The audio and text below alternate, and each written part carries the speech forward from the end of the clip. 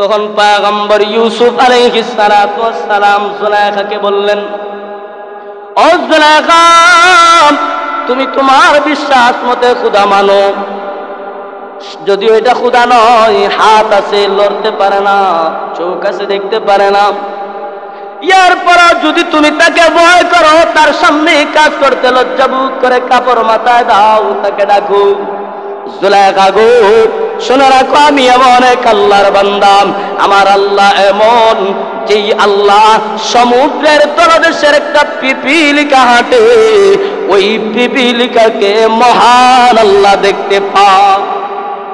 শুধু তাই নয়, হ্যাঁ জুলাইখা, যেই মূর্তি খাবার গ্রহণ করতে পারে না, নড়তেও পারে না, কোনো কিছুর ক্ষমতা রাখে না, এই মূর্তির সামনে তুমি লজ্জাবোধ করেতেছো, তাকে ডেকে দিয়েছো কাপড় দিয়ে, কিন্তু আমার আল্লাহ যিনি সমুদ্রের নিচে একটা পিঁপড়া হাঁটে, ওই হাঁটার শব্দটা অনুভব করেন। না রে জুলাইখা, না, আমি তোর মনের বাসনা পূরণ করতে পারবো না, আমি তোর প্রস্তাবে রাজি হব না। এবার জুলাইখা ইউসুফ আলাইহিস সালামকে প্রস্তাব দিল, কিন্তু পয়গম্বর ইউসুফ আলাইহিস সালাতু ওয়াস সালাম উনি না বলে দিলেন। তিনটা কথা বললেন। এক নম্বরে আল্লাহর কাছে আশ্রয় চাইলেন। পয়গম্বর ইউসুফ আলাইহিস সালামকে যখন মনের বাসনা পূরণ করো, পয়গম্বর ইউসুফ তখন বললেন, ক্বালা মাআযাল্লাহ, আমি আল্লাহর কাছে আশ্রয় চাই, এমন মন্দ কাজ এটা কেমনে করব না, না, আমার আল্লাহর আশ্রয় চাই আমি এই মন্দ কাজ থেকে। দুই নম্বরে বললেন, ইন্নাহু রাব্বি আহসানা মাসওয়াই, রাজুলাইখা, তুমি আমাকে তোমার মনের বাসনা পূরণের জন্য ডাকো। জুলাইখারে, শুনো না, না, আমি এই কাজ থেকে আল্লাহর কাছে আশ্রয় নেই। দুই নম্বরে, তিনি আমার মুনিব, যিনি আমাকে বড় আদর যত্নে রেখেছেন, সম্মানের সাথে রেখেছেন, আমি ওই রবের সাথে, ওই মুনিবের সাথে নাফরমানি করতে পারি না। এর দুইটা ব্যাখ্যা। একটা ব্যাখ্যা হইল, জুলাইখারে, তুমি যে আমাকে খারাপ কাজের দিকে ডাকো, আমি কেমনে আমার আল্লাহর সাথে নাফরমানি করব? যেই আল্লাহ আমাকে আমার ভাইয়েরা কূপের মধ্যে ফেলে দিয়েছিল, কূপে আমার আল্লাহ আমার সাহায্যকারী হইলেন, কূপ থেকে উঠে আবার একদিন জারের মাধ্যমে আল্লাহ রাব্বুল আলামিন মিশরের বাজারে নিলেন। শুধু সেখানেই নয়, আল্লাহ মিশরের বাজার থেকে আজিজ মিশরের মাধ্যমে তোদের পরিষদে আইনা আজিজ মিশর গোলাম বানায় নাই, এবং সন্তানের মর্যাদা দিয়ে আমার বড় আদর যত্নে রাখছে। যেই আল্লাহ এত কিছু করাইলেন, ওই আল্লাহর যেই কাজে, মন্দ কাজে আল্লাহ নারাজ হন, ওই কাজে আমি কেমনে করব? না রে জুলাইখা, না, আমার রবের সাথে আমি নিমকারামি করতে পারি না।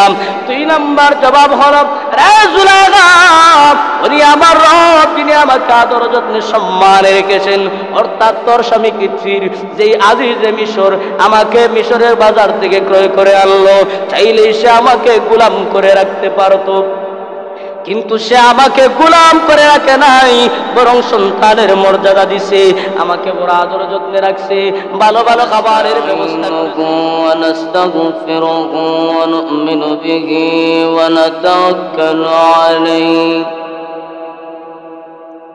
ونعوذ بالله من شرور أنفسنا ومن سيئات أعمالنا، من يهده الله فلا مضل له ومن يضلله فلا هادي له، ونشهد أن لا إله إلا الله وحده لا شريك له، ونشهد أن سيدنا وسندنا وحبيبنا ومولانا محمدا عبده ورسوله، الذي أرسل إلى الناس كافة بشيرا بشيرا ونذيرا وداعيا إلى الله بإذنه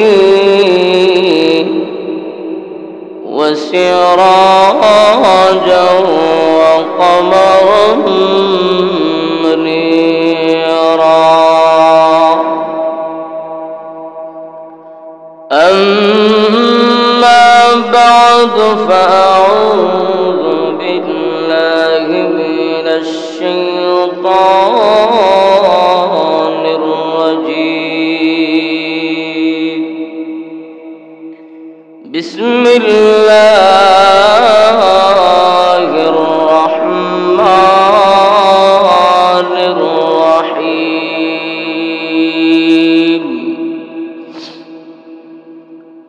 وراودته التي هو في بيتها عن نفسه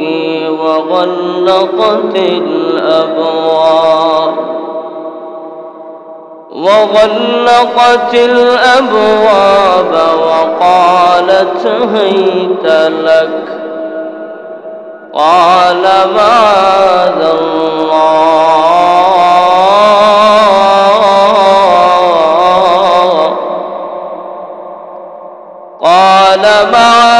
الله إنه ربي أحسن مثواي إنه لا يفلح الظالمون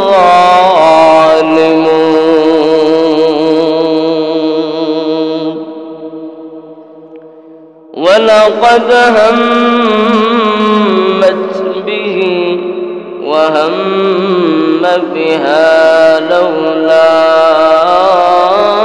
أن رأى برهان ربي كذلك لنصرف عنه السوء والفحشاء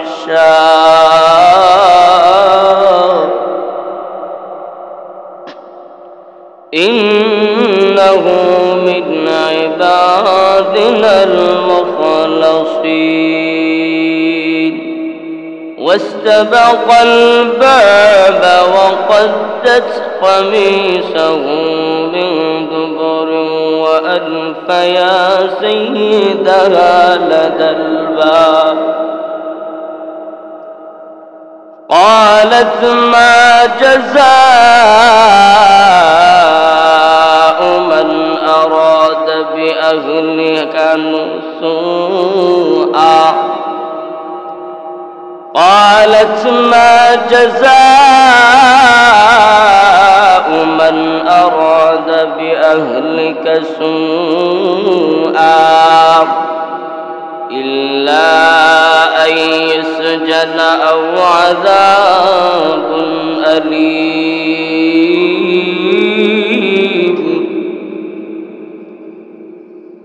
قال هي راودتني عن نفسه وشهد شاهد من أهلها إن كان قميصه قد من قبل فصدقت وهو من الكاذبين وإن كان قميصه قد من دبر فكذبت وهو من الصادقين فلما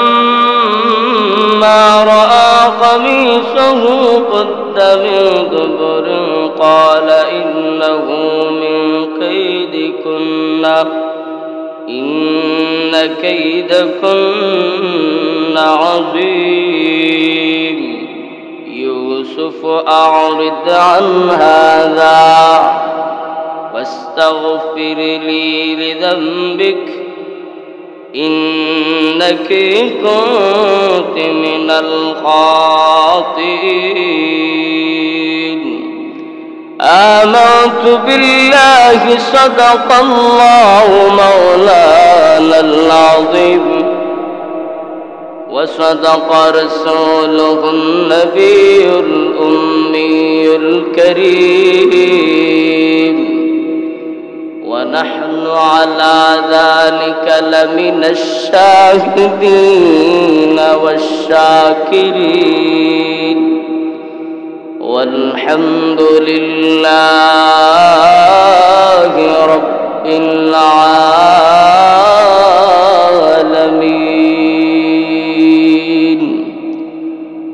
صلى الله على سيدنا ومولانا محمد وعلى آله وأصحابه وسلم صلى الله على سيدنا ومولانا محمد وعلى آله وأصحابه وسلم بلغ العلا بكماله كشف الدجى بجماله حسنت جميع خصاله صلوا عليه وآله لا إله إلا الله لا إله إلا الله لا إله إلا الله لا إله إلا الله لا إله إلا الله سبحان الله والحمد لله لا إله إلا الله لا إله إلا الله لا إله إلا অত্যন্ত দয়া এবং মায়া করে মহব্বত করে ভালোবেসে আল্লাহ রব্বুল আলামিন আল্লাহর বিধান আদায়ের উদ্দেশ্যে মসজিদে আসার সর্বাগ্রে আসার বসার দেরি কিছু কথা বলা এবং শোনার সুযোগ করে দিয়েছেন, তৌফিক দান করেছেন। এজন্য মহান মালিকের দরবারে কালিমাত শুকর আদায় করি, আলহামদুলিল্লাহ। পবিত্র কালামুল্লাহ শরীফের ধারাবাহিক আলোচনা চলছিল, কিন্তু মাঝে মধ্যে অন্যান্য আলোচনা করা লাগে বিদায় আমাদের মাঝে মধ্যে মিস্টেক হয়, গেপ করে আলোচনা করতে হয়। তো আমাদের আলোচনা ছিল সূরা ইউসুফ থেকে। আমরা বিগত জুমার আগের জুমা পর্যন্ত আলোচনাটা ছিল যে ইউসুফ আলাইহিস সালাতু ওয়াস সালামকে মিশরের বাজার থেকে আজিজে মিশর, মিশরের অর্থমন্ত্রী কিতফির, যাকে আজিজে মিশর বলা হয়, সে ক্রয় করে তার রাজ দরবারে নিয়ে গেল এবং তার স্ত্রীকে উপদেশ দিল যে এই বালককে গোলাম মনে করবা না, বরং থেকে সম্মানের সাথে রাখবা, নিজ হাতে খাওয়াইবা, গোসল করাইবা। এক কথায় তার সমস্ত দায়িত্ব তোমার উপর। ইউসুফ আলাইহিস সালাতু ওয়াস সালাম লালিত পালিত হলেন এই বাদশার দরবারেই, অর্থমন্ত্রীর দরবারেই।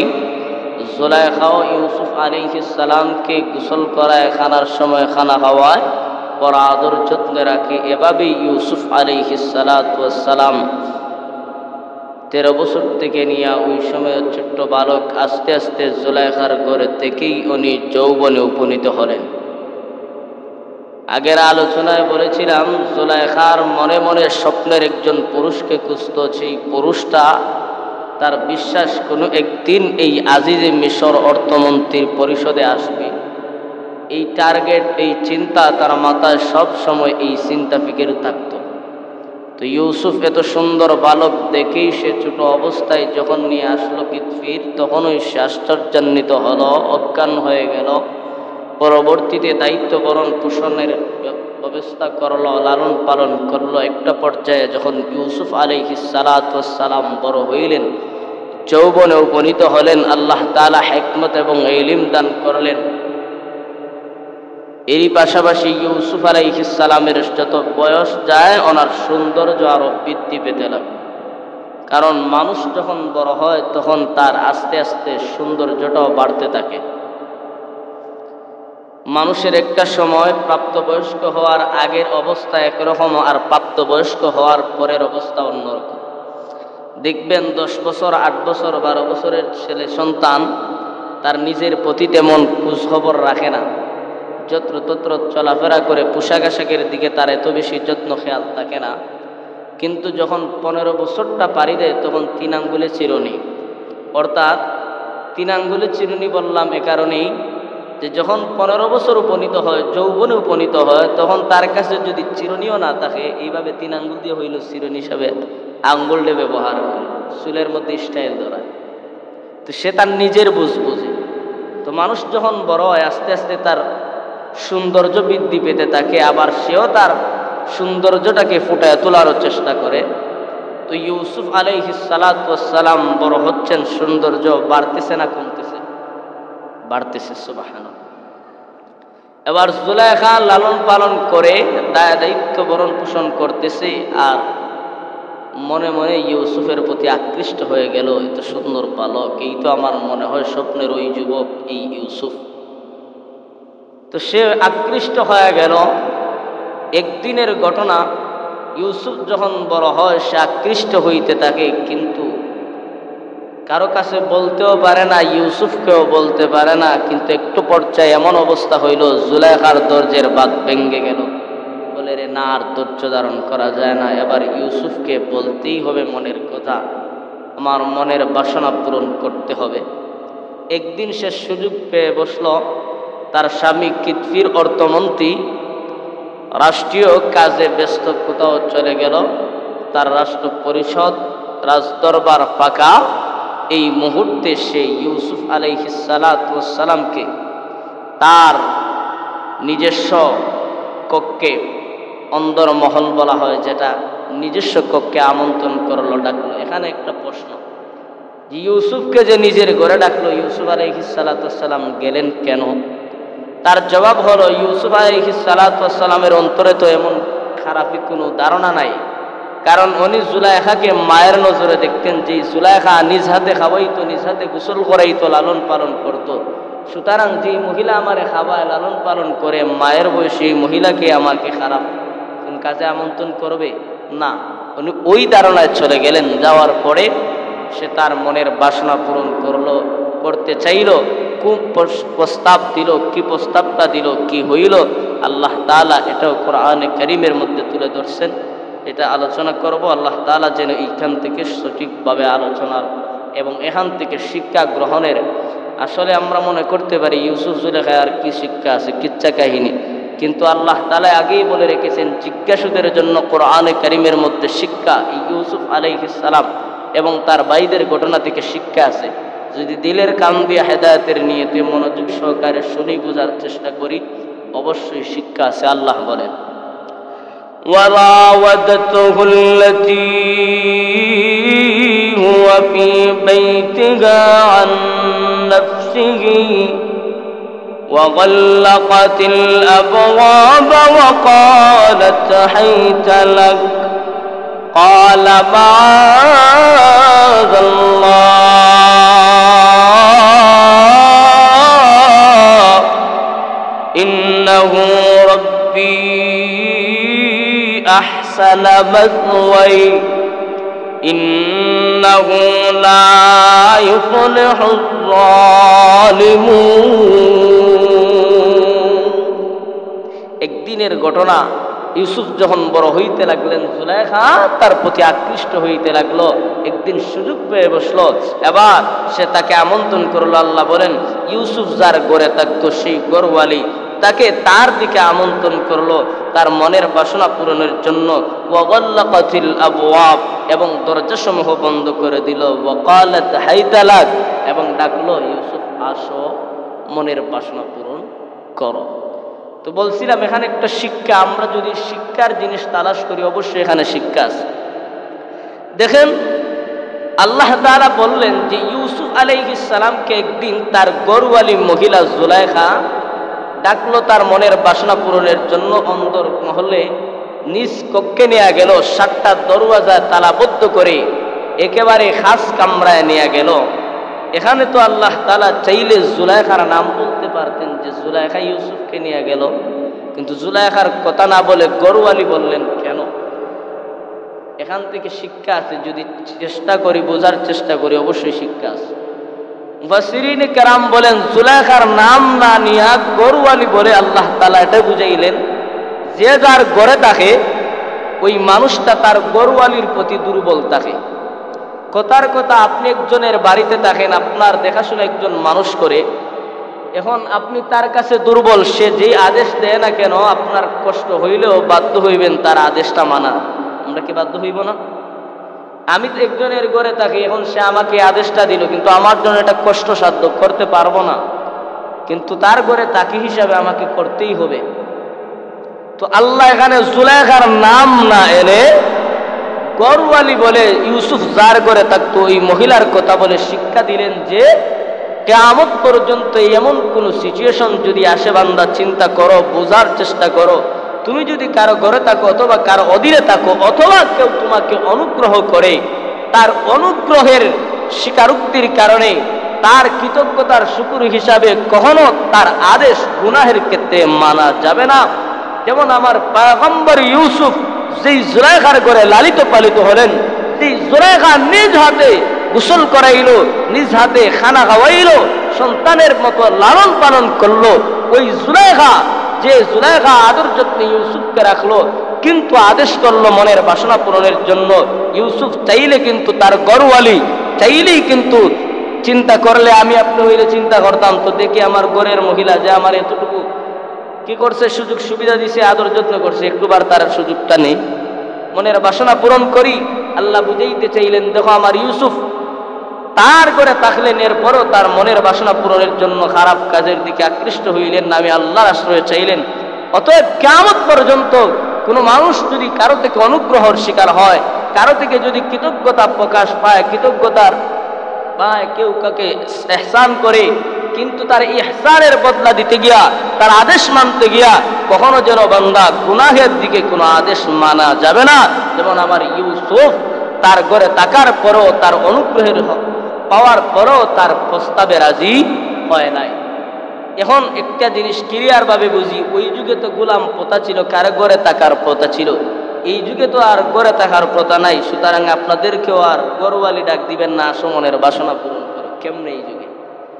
এই যুগে সহজ ভাষায় বলি, যদিও এই যুগে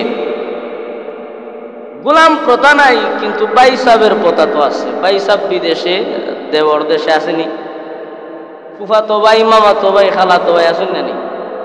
বাইসাব থাকেন সৌদি, কানাডা, আমেরিকা, আর বাবির খোঁজ খবর নেন খে দেবরে। তো এখানে যদি পর্দা অবস্থায় বাবির খোঁজ খবর নেন, বাজার সদায় কইরা দেন, সমস্যা নাই, বাধা দেই না। তবে সাবধান, দেখবেন বাইসাব বিদেশে বাবির যে খেদমত করেন, বাজারাত কইরা দেন পর্দার সাথে, কিন্তু তো দেখা গেছে বাবি অনেক সময় দেবরের প্রতি হেল্প করেন আর্থিকভাবে, অনেক কিছু দিয়ে, অনেক সময় সমস্যা বললে স্বাভাবিক হেল্প করেন।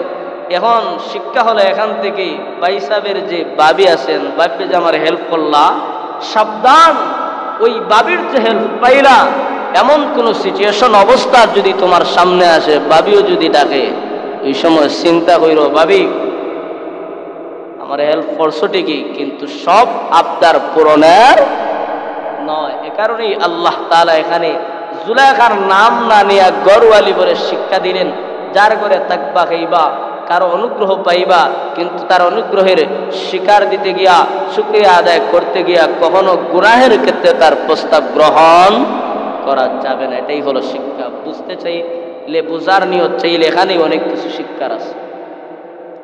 এবার আসুন, জুলাইখা ইউসুফ আলাইহিস সালামকে একদিন ঘরের মধ্যে নিয়া, তার স্বামী চলে গেল রাষ্ট্রীয় কাজে অন্য কোথাও, ইউসুফ আলাইহিস সালামকে তার খাস কামরায় ডাকলো, ডাকার পরে সে 7টা দরওয়াজার 7টা তালা বন্ধ করে দিল আর বলতে লাগলো وقالت هيت لك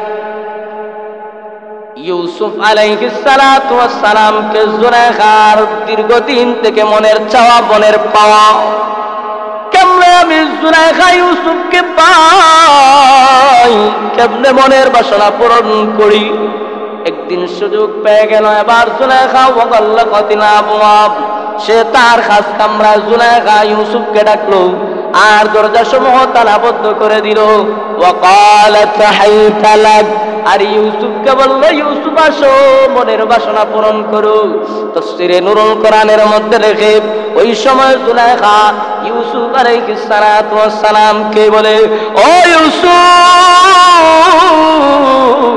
আসো রে আসো আসো মনের বাসনা পূরণ করো এই যে দেখো তোমার জন্য রেশমি বিছানা বিছায় রেখেছি আসো আমার মনের চাওয়া পূরণ করো ইউসুফ রে ও ইউসুফ তুমি বড় সুদর্শন যুবক ওই সময় জুলাইখা ইউসুফ আলাইহিস সালামের প্রশংসা করে ও ইউসুফ তোমার চোখ বড় সুন্দর ডাঙ্গর চোখ তোমার কপাল বড় সুন্দর তোমার মাথার চুলগুলো বড় সুন্দর তোমার দেহ বড় সুন্দর ইউসুফ আমি তোমার দিকে আকৃষ্ট হয়ে গেছি আমার দীর্ঘদিনের চাওয়া আমার মনের বাসনা পূরণ করো এই বলিয়া ইউসুফকে যখন ঘরের মধ্যে আবদ্ধ করে ইউসুফ আলাইহিস সালামকে আবদ্ধ করিয়া জুলাইখা তার কাপড় চোপড় খুলে ফেলল ইউসুফ আলাইহিস সালাম চোখ বন্ধ করে ফেললেন জুলাইখা তার কাপড় চোপড় খুলে এবার মূর্তির চোখ বন্ধ করল মূর্তির চোখ ডাকতেছে মূর্তিগুলারে ডাকতেছে ইউসুফ আলাইহিস সালাম জুলাইখাকে বললেন রে জুলাইখা তুমি এই মূর্তিগুলার চোখ বন্ধ করলা কেন মূর্তিগুলাকে ডাকলা কেন কারণ কি এমনি জুলাইখা ডাক দেয়া ইউসুফ এই মুহূর্তে যে কাজটা তুমি আর আমি করব এই কাজটা আসলে খারাপ কাজ এই কাজ সমাজে এলাও নয় সমাজের মানুষ এই কাজটাকে পছন্দ করে না যদিও সমাজের মানুষ পছন্দ করে না কিন্তু আমার মনের বাসনা তো আমার দীর্ঘদিনের চাওয়া পূরণ করতেই হবে কিন্তু ইউসুফ আমার মুনিব আমার খোদা এই মূর্তির সামনে আমি কেমনে পূজা কেমনে তোমার সাথে নাফরমানি করি কেমনে আমি খারাপ কাজ করি এ কারণেই আমি আমার কাপড় দিয়া এই মূর্তিগুলাকে ঢেকে রাখতেছি লজ্জার কারণে পয়গম্বর ইউসুফ আলাইহিস সালাম তখন জুলাইখাকে লক্ষ্য করে বলেন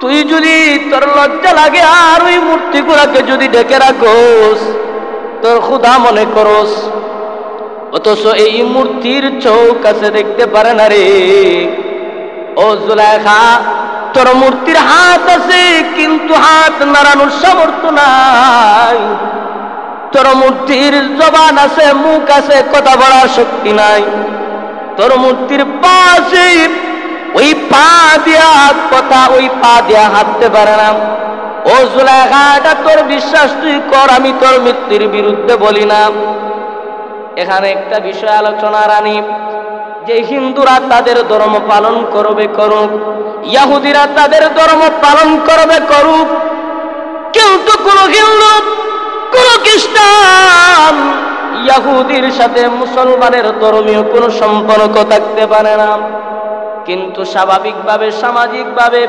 ইসলাম সমর্থন করে যে চলাফেরা সামাজিকভাবে এটা করা যাবে কারণ আদম আলাইহিস সালাম হলেন আমাদের আদি পিতা এই সূত্রে এরা হলো আমাদের আদি পিতার সন্তান যদিও এরা স্বীকার করে না এরা আমাদের ভাই কিন্তু ধর্মীয় ভাই নয় এই হিসাবে আমরা তাদের সাথে ওঠা বসা লেনদেন চলাফেরা করতে পারবো কিন্তু ধর্মীয় কোনো কাজে আমরা সমর্থন করতে পারবো না তাদের কোনো পূজায় যেতে পারবো না তাদের কোনো ধর্মীয় কাজ পূজাকে সাধুবাদ জানাতে পারবো না মুসলমান যদি তার পূজায় তার কীর্তনে সাধুবাদ জানায় আর শুভেচ্ছা জানায় এই শুভেচ্ছা জানানোর মাধ্যমে এটাই পরিষ্কার উপলব্ধি হয়, এটাই বোঝায় যে হিন্দুদেরকে এটাই বোঝায় তোমাদের ধর্ম সঠিক, তোমাদের ধর্ম সঠিক, তোমাদের জন্য শুভকামনা। এই কথার দ্বারা কিন্তু ইসলাম ধর্মকে তুচ্ছ-তাচ্ছিল্য করা হয়, বোঝানো হয় এই ধর্মটা সঠিক। অথচ আল্লাহ বলেন ইন্নাল্লাযীনা ইনদাল্লাহিল ইসলাম দীনা, একমাত্র দিন হলো, একমাত্র সত্য ধর্ম হইল ইসলাম। ইসলামের বাহিরে কোন ধর্মই হতে পারে না। হিন্দু বলেন, খ্রিস্টান বলেন, গারদ বলেন, যত ধর্মই হোক না কেন, মানব রচিত এই পৃথিবীতে যতই ধর্ম থাকুক না কেন, ইসলামের বাইরে কোনো ধর্মই নয়। একমাত্র ধর্মই হলো ইসলাম, সত্য ধর্ম। এই ধর্মের প্রচার প্রসার আল্লাহ তাআলা আদম আলাইহিস সালাতু ওয়াস সালামের মাধ্যমে ঘটাইলেন। আদম আলাইহিস সালাতু ওয়াস সালামের ধারাবাহিকতায় আমাদের নবী মুহাম্মদ আরবী সাল্লাল্লাহু আলাইহি ওয়াসাল্লাম এর মাধ্যমে এই ধর্মের পূর্ণতা লাভ পেয়েছে। আল্লাহর নবী মানুষের ধারে ধারে কাছে কাছে গিয়া নির্যাতিত হয়ে আল্লাহর রাসূল দ্বীনের দাওয়াত দিয়া পুরো মানুষকে এক আল্লাহকে চিনাইছেন, তাওহীদের দাওয়াত দিয়েছেন, রাসালাতের দাওয়াত দিয়া মানুষদেরকে পরকালে জান্নাতি বানানোর জন্য, মানুষকে রব চিনানোর জন্য আল্লাহর রাসূলের সারাটা জিন্দেগি ব্যয় করেছেন, ইসলামের দাওয়াত দিয়েছেন আল্লাহ তাআলা। অতঃপর ইসলামকে বিজয় করলেন, পূর্ণতা লাভ করাইলেন। ইসলাম সঠিক ধর্ম, সত্য ধর্ম। এই ইসলামের বাইরে আর কোন ধর্ম সত্য হতে পারে না, এটা আমাদের মুসলমানের বিশ্বাস থাকতে হবে। একদল ভাই হিন্দুদের যারা আছে এরা দাবি করে যে তারা সনাতনী। সনাতন শব্দের অর্থ হলো আদি বা পুরাতন।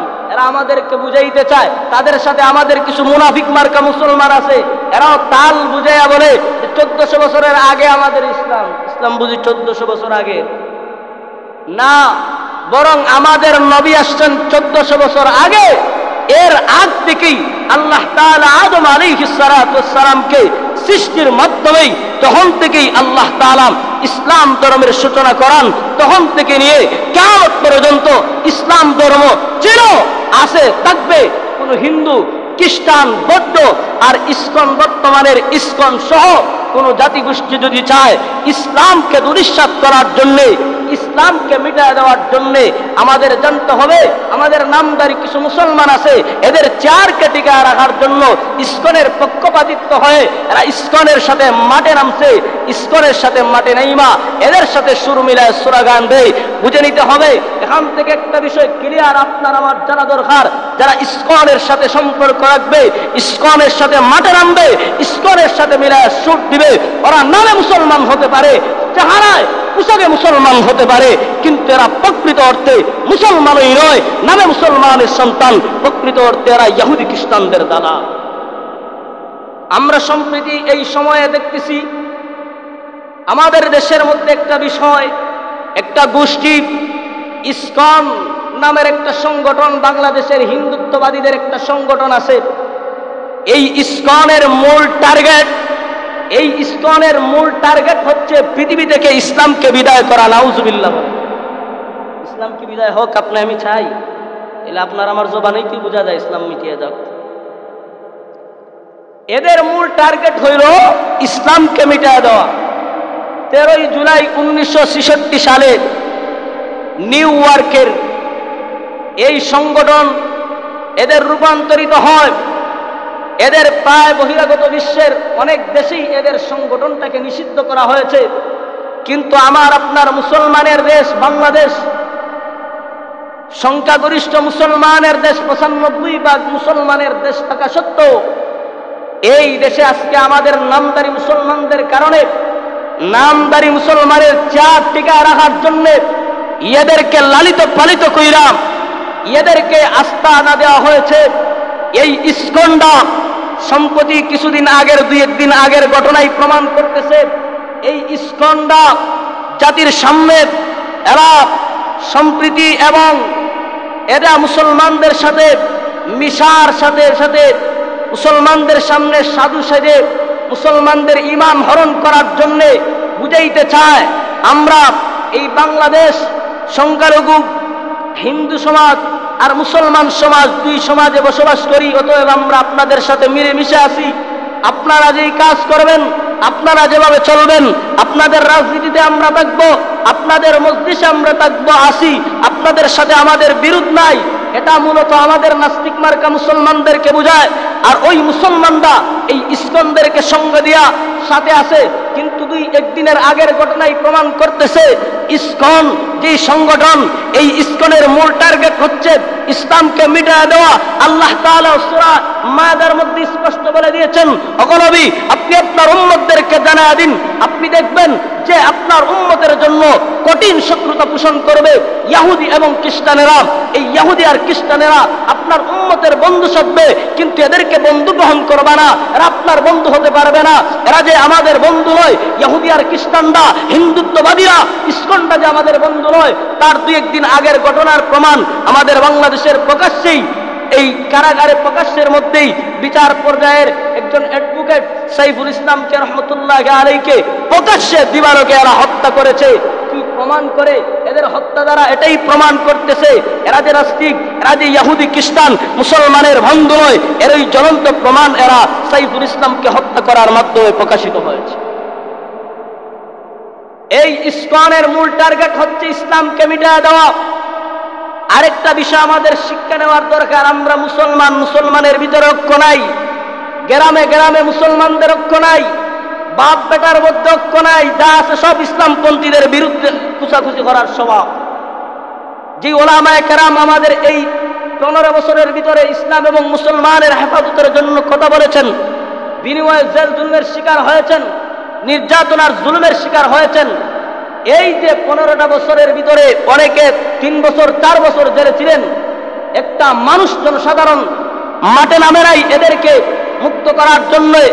কিন্তু এই ইসকনবাদীও চিন্ময় কৃষ্ণ দাস, এই ইসকনের গুরু, যার মূল টার্গেট ইসলামকে মিটায় দেওয়া, বাংলাদেশকে হিন্দুত্ববাদীতে পরিচালিত করা, এই চিন্ময় কৃষ্ণকে যখন রাষ্ট্রীয় মামলায় গ্রেফতার করা হলো, গ্রেফতার করার সাথে সাথেই হিন্দুত্ববাদীরা মাঠে নেমে গেল। এটাই প্রমাণ করে, ও মুসলমান, শিক্ষা গ্রহণ করো, হিন্দু থেকে শিক্ষা গ্রহণ করো। কোন হিন্দু খ্রিস্টান তোমার বন্ধু হতে পারে না। সামাজিক চলাচল ঠিকই, ধর্মীয় ভাবে এদের সাথে কখনো বন্ধু হিসাবে গ্রহণ করবা না। একদিন গেল না, এদের গ্রেফতার হওয়ার সাথে সাথেই এই ইসকনের প্রধান যেই নেতা চিন্ময় কৃষ্ণ, তাকে কেন্দ্র করে হিন্দু সমাজ চট্টগ্রামের সবাই মাঠে নেমে গেল এবং এরা মুসলমানের বিরুদ্ধে হুঙ্কার দিতে লাগলো। প্রকাশ্যে দিবালোকে অ্যাডভোকেট সাইফুল ইসলামকে হত্যা করলো। শুধু তাই নয়, 2016 সালের ইতিহাস তালাশ করেন, আমাদের সিলেটেও এই ইসকনদের একটা মন্দির পাওয়া গেছে অস্ত্রসহ, এবং একজন ইমাম, একজন আলেম 2016 সালে এই ইসকনদের বিরুদ্ধে লেখালেখি করেছিলেন, যার বিনিময়ে, যার কারণে এই ইসকনবাদীরা আমাদের সিলেটের একজন আলেমকে হত্যা করেছিল। কিছুদিন আগের ঘটনা, ফরিদপুরে আমাদের 2 জন মুসলমানদেরকে হত্যা করেছিল এই ইসকন। এই ইসকনের মূল টার্গেট হলো ইসলামকে মিটায় দেওয়া। ইসলামকে কিভাবে মিটায় দেবে? উলামায়ে কেরামকে লাঞ্ছিত করার পিছনে এদের অবদান আরো বেশি। এরা ব্রিটিশ সরকারের কাছে উলামায়ে কেরামের বিরুদ্ধে লাগাইতো, এরা বুঝাইতে চাইতো আমরা আপনার সঙ্গে আছি। বর্তমান পরিস্থিতি এরা তৈরি করে আবার ওই স্বৈর শাসককে আনার চেষ্টা করতেছে। তো আমাদের মূল কথা যেটা হলো যে হিন্দুরা তাদের ধর্মে তারা কাজ করবে, সামাজিকভাবে আমরা চলাফেরা করব, কিন্তু বন্ধু হিসাবে গ্রহণ করব না। তার ধর্মীয় কাজে আমরা সমর্থন করব না। তার ধর্ম সে পালন করুক, তার কাজ সে করবে। আমি মুসলমান, আমার ধর্ম সত্য, আমার বিশ্বাসে, মুসলমানের বিশ্বাসে আর কোনো ধর্মই হতে পারে না, বরং একমাত্র ধর্মই হলো ইসলাম ধর্ম। ওদের বিশ্বাসে হিন্দু ধর্ম হতে পারে, ওদের বিশ্বাসে সনাতন ধর্ম হতে পারে, ওদের বিশ্বাসে গারোর ধর্ম হতে পারে, যত ধর্মই থাকুক না কেন তাদের বিশ্বাসে এটা ধর্ম। কিন্তু একমাত্র ধর্ম, আমার আপনার বিশ্বাস, আল্লাহ তাআলার মনোনীত ধর্ম ইসলাম, এবং এটাই হলো সত্য ধর্ম। অতএব আমাদের এই ধর্ম যে আমরা গ্রহণ করেছি, এই ধর্মের বিধিবিধান, নিয়ম কানুন আমার মানার প্রয়োজন। মানতে গেলে ইহুদি খ্রিস্টানদের সাথে বন্ধুত্ব সুলভ আচরণ করা যাবে না, বন্ধু হিসাবে গ্রহণ করা যাবে না। যে ইসকন 1966 সালে নিউ ইয়র্কে গঠিত হয়েছে, প্রায় জায়গায় এরা বাংলাদেশের মধ্যে আস্তানা করেছে। তাদের মূল টার্গেট হচ্ছে কিভাবে হিন্দুত্ববাদীতে মানুষকে পরিচালিত করা যায়, ইসলামকে মিটায় দেওয়া যায়। অতএব আমাদের প্রত্যেকের জন্য জরুরি এই বিষয়টা, ইসকনের সাথে রাজনীতির কারণে আমাদের অনেক ভাইয়েরা, আমাদের মুসলমানরা এদের সঙ্গ দিচ্ছে, এদের সাথে মাঠে নামছে। স্পষ্ট শুনে রাখেন, যারা এদের সঙ্গ দিবে এরা কিন্তু ইসলামের বিরুদ্ধে অবস্থান করছে, ইসলামকে মিটায় দেওয়ার পায়তারা করতেছে, ইসলামকে মিটায় দেওয়ার জন্য মাঠে কাজ করছে। তুমি মুসলমান তাকে সমর্থন করছো মানে তুমিও ইসলামকে মিটায় দেওয়ার ষড়যন্ত্র করতেছো।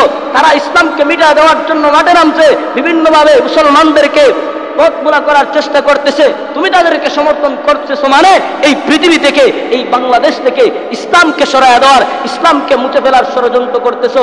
অতএব যারা এই ইসকনের সাথে সম্পর্ক রাখবে, তাদের চেয়ারকে টিকে রাখার জন্য ইসকনকে সমর্থন করবে, এরা মানুষ হতে পারে সমাজে, প্রকৃত অর্থে বলবো এরা মানুষই নয়, বরং এরা মুসলমানই হতে পারে না। তো যেই কথা থেকে আসছিলাম, জুলাইখা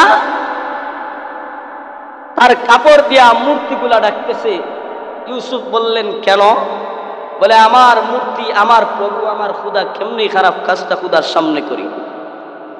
তখন পয়গম্বর ইউসুফ আলাইহিস সালাতু ওয়াস সালাম জুলাইখাকে বললেন, ও জুলাইখা, তুমি তোমার বিশ্বাস মতে খুদা মানো, যদিও এটা খুদা নয়, হাত আছে লড়তে পারে না, চোখ আছে দেখতে পারে না, ইয়ার পর যদি তুমি তাকে ভয় করো, তার সামনে কাজ করতে লজ্জাবোধ করে কাপড় মাথায় দাও, তাকে ডাকো।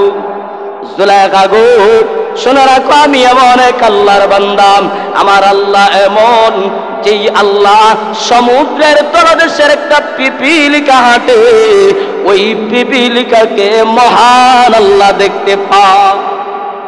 শুধু তাই নয়, হ্যাঁ জুলাইখা, যেই মূর্তি খাবার গ্রহণ করতে পারে না, নড়তেও পারে না, কোনো কিছুর ক্ষমতা রাখে না, এই মূর্তির সামনে তুমি লজ্জাবোধ করতেছো, তাকে ডেকে দিয়েছো কাপড় দিয়ে।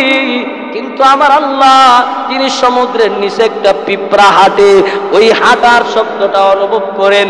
না রে জুলাইখা, না, আমি তোর মনের বাসনা পূরণ করতে পারবো না, আমি তোর প্রস্তাবে রাজি হব না। এবার জুলাইখা ইউসুফ আলাইহিস সালামকে প্রস্তাব দিল, কিন্তু পয়গম্বর ইউসুফ আলাইহিস সালাতু ওয়াস সালাম উনি না বলে দিলেন। তিনটা কথা বললেন। এক নম্বরে আল্লাহর কাছে আশ্রয় চাইলেন। পয়গম্বর ইউসুফ আলাইহিস সালামকে যখন মনের বাসনা পূরণ করো, পয়গম্বর ইউসুফ তখন বললেন, ক্বালা মাআযাল্লাহ, আমি আল্লাহর কাছে আশ্রয় চাই, এমন মন্দ কাজ এটা কেমনে করব না, না, আমার আল্লাহর আশ্রয় চাই আমি এই মন্দ কাজ থেকে। দুই নম্বরে বললেন, ইন্নাহু রাব্বি আহসানা মাসওয়াই, রাজুলাগা, তুমি আমাকে তোমার মনের বাসনা পূরণের জন্য ডাকো। জুলাইখারে, শুনো না, না, আমি এই কাজ থেকে আল্লাহর কাছে আশ্রয় নেই। দুই নম্বরে, তিনি আমার মুনিব, যিনি আমাকে বড় আদর যত্নে রেখেছেন, সম্মানের সাথে রেখেছেন, আমি ওই রবের সাথে, ওই মুনিবের সাথে নাফরমানি করতে পারি না। এর দুইটা ব্যাখ্যা। একটা ব্যাখ্যা হইল, জুলাইখারে, তুমি যে আমাকে খারাপ কাজের দিকে ডাকো, আমি কেমনে আমার আল্লাহর সাথে নাফরমানি করব?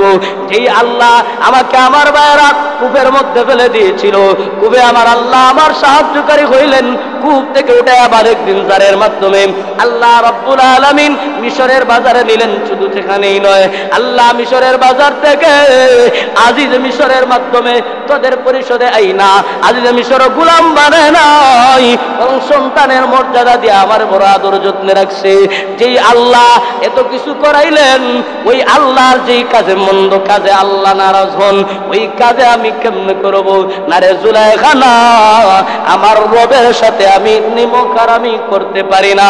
দুই নাম্বার জবাব হল, রে জুলাইখা, উনি আমার রব, যিনি আমাকে আদর যত্নে সম্মানে রেখেছেন, অর্থাৎ তোর স্বামী কিচ্ছির যেই আজিজে মিশর আমাকে মিশরের বাজার থেকে ক্রয় করে আনলো, চাইলে সে আমাকে গোলাম করে রাখতে পারতো, কিন্তু সে আমাকে গোলাম করে রাখে নাই, বরং সন্তানের মর্যাদা দিছে, আমাকে বড় আদর যত্নে রাখছে, ভালো ভালো খাবারের ব্যবস্থা করেছে। শুধু তাই নয়, তোমার মাধ্যমে আমার সেবা যত্নের ব্যবস্থা করছে। জুলাইখা গো, কেমনে আমি আমার মুনিবের সাথে, কেমনে আমি আমার মালিকের সাথে নাফরমানি করব, আমার মালিকের সাথে বিশ্বাসঘাতকতা করব? ইন্নাহু লা ইউফলিহুল যালিমুন। রে জুলাইখা শোনো, এটা অবশ্যই জুলুম, এই মন্দ কাজ জিনা অবশ্যই জুলুম, বেবিচার অবশ্যই জুলুম। যে জিনা করে সেও জুলুম করে, যার সাথে জিনা করা হয় তার সাথেও জুলুম করা হয়। আর যারা জুলুম করে, অন্যায় করে, অবিচার করে, গুনাহের কাজ করে, ওই মানুষরা সফল হতে পারে না। তো জুলাইখা ইউসুফ আলাইহিস সালামকে আমন্ত্রণ করলো। ইউসুফ আলাইহিস সালাম তিনটা কথা বললেন, আল্লাহর আশ্রয় চাই, আমার মালিকের সাথে কেমনে নাফরমানি করব। 3 নাম্বার, জুলাইখা রে, আমি আর রবের কাছ থেকে তুই যে খারাপ কাজের দিকে আমার ডাকোস, এইটা অবশ্যই জুলুম, আর জুলুমকারীরা অবশ্যই সফল হতে পারে না।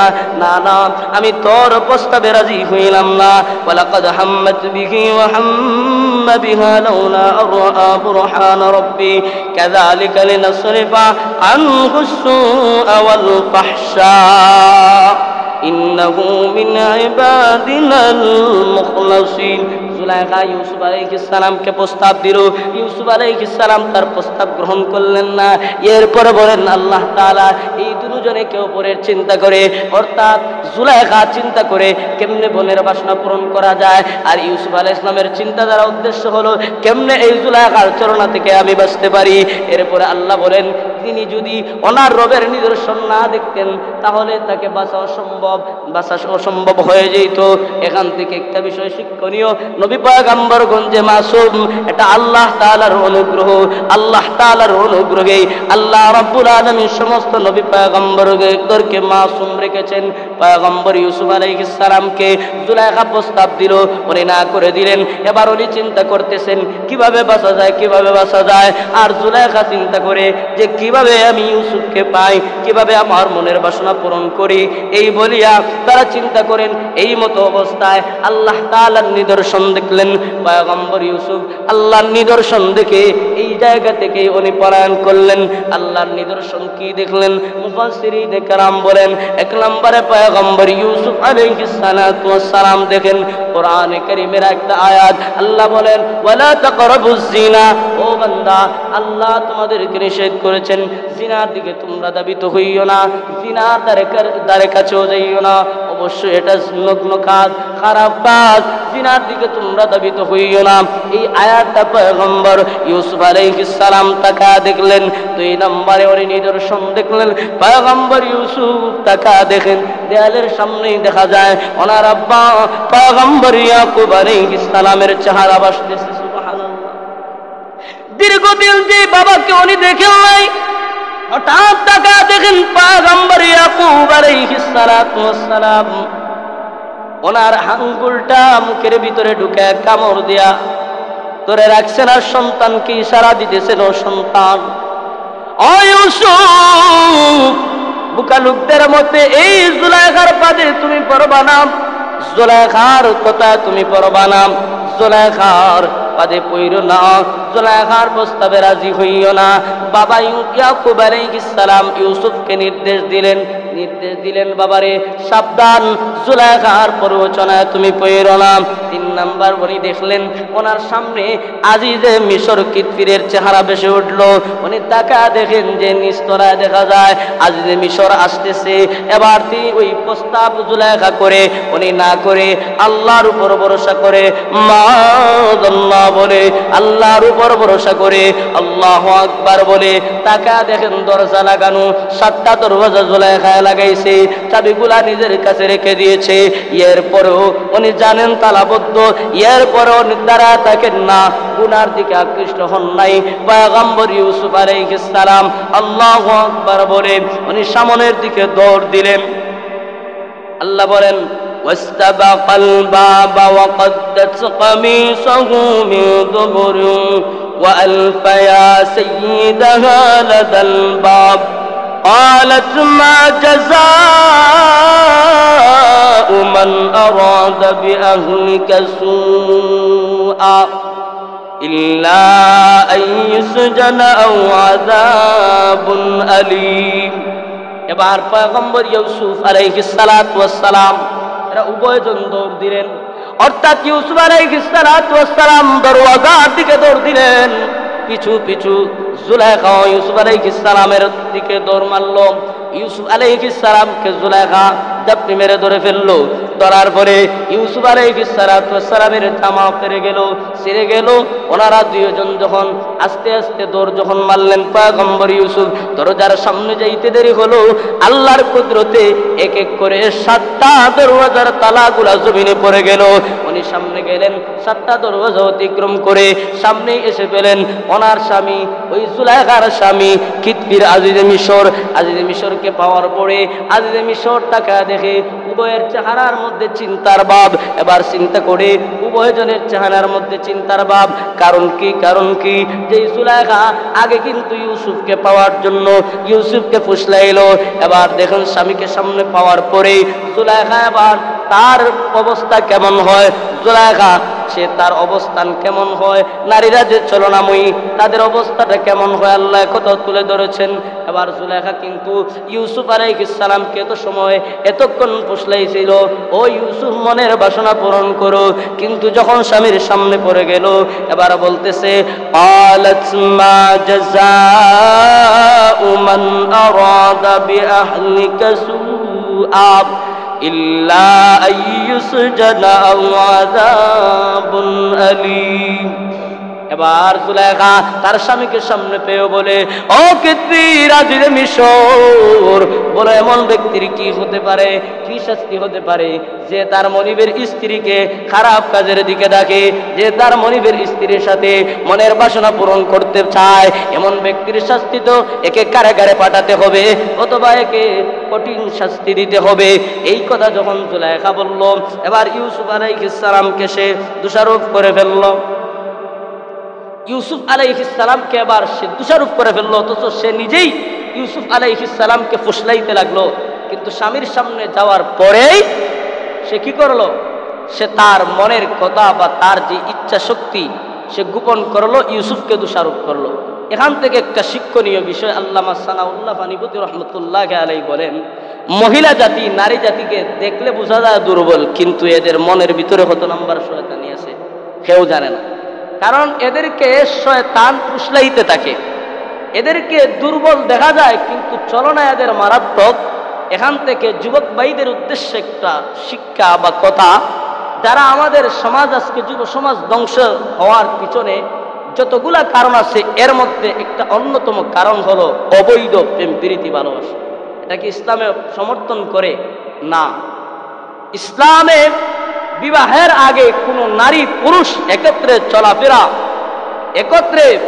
চলাফেরা করা মিলামিশা করা এলাও করে না বরং জঘন্যতম খারাপ কাজ এটাকেই ব্যভিচার জিনা বলা হয় তো আমাদের সমাজের ভিতরে একটা কাজ কিন্তু কলেজ ইউনিভার্সিটিতে যুব সমাজের ভিতরে এই কাজটা আছে প্রাপ্তবয়স্ক ছেলে মেয়ের ভিতরে প্রেম প্রীতি চলে এখান থেকে যে কথাটা বলতে চাই যারা প্রেমিক আর যারা প্রেমিকা উভয়কে উদ্দেশ্য করে তবে বেশি কথাটা উদ্দেশ্য প্রেমিকদেরকে উদ্দেশ্য করে বলা যেখান থেকে শিক্ষা নেও ভাই যাদের সাথে যাদের চলনায় পড়ে যাদের চেহারায় তুমি আকর্ষিত হয়ে যাদের চলনা দেখে যাদের সামান্য এই চলনা দেখে যাদের এই প্রশংসা দেখে চেহারা দেখে যাদের ভালোবাসায় তুমি মুগ্ধ হয়ে গেছো সাবধান স্মরণ রাখো এরাই কিন্তু নারী এমন এক সময় আসবা সারা বছর তুমি তার টাকা দিবা তার দুঃখের পাশে থাকবা কিন্তু যখন তার স্বার্থ ফুরায়া যাবে তখন তোমার ভালোবাসা তোমার টাকা দেওয়া পয়সা দেওয়া সব মুহূর্তের ভিতরেই ভুলে যাবে কারণ এই মহিলারা হইল চলনাময়ী তবে সব মহিলা নয় যারা দিনদার এরা ব্যতীত তো এবার জুলাইখা দোষারোপ করে ফেললো ইউসুফ আলাইহিস সালাতু ওয়াস সালামকে এখন আমাদের জন্য একটা শিক্ষা, আপনি যদি সত্যের পক্ষে থাকেন, আপনি দোষী নয় আর সবাই আপনাকে দোষী করে, তখন আপনার জন্য করণীয় হলো 500 মানুষ যদি আমার বিপক্ষে থাকে আর আমি যদি সৎ হই, আমি যদি নির্দোষ হই, আমাকে ভদ্রকণ্ঠে 100 না 1000 মানুষই আমার বিপক্ষে থাকুক, আমি যে সত্য আমার এটা প্রমাণ করতে হবে। দেখতহীন ভাষায় ভদ্রকণ্ঠে আমি এটা প্রকাশ করব যে আমি নির্দোষ, অবশ্যই আমি এই কাজের সাথে জড়িত নয়। এবার পয়গম্বর ইউসুফ আলাইহিস সালাতু ওয়াস সালাম বললেন, قال هي راودتني عن نفسي وشهد شاهد من أهلها। পয়গম্বর ইউসুফ আলাইহিস সালাতু ওয়াস সালামকে যখন দোষারোপ করলো, জুলাইখা বলল আমার কোনো দোষ নয়, ও আজিজে মিশর, ইউসুফ আমার সাথে মনের বাসনা পূরণের জন্য আমাকে কুমন্ত্রণা দিল, আমাকে আমন্ত্রণ করলো। এবার পয়গম্বর ইউসুফকে যখন দোষী বানায় ফেলল, তখন ইউসুফ আলাইহিস সালাতু ওয়াস সালাম তখন বললেন, ও আজিজে মিশর, আমি দোষী নয়, বরং তোমার স্ত্রী, এই মহিলাই আমাকে তার দিকে ডাকছে, সে তার মনের বাসনা পূরণের জন্য আমাকেই সে তার দিকে আকৃষ্ট করার চেষ্টা করেছে। ওয়াশাহিদা শাহিদুম মিন আহলিহা, এরপর এই জুলাইখার এবং কিতবিরের রাজমহলের একজনকে সাক্ষী বানাইলেন। ওই সাক্ষী বানায়া পয়গম্বর ইউসুফ আলাইহিস সালাম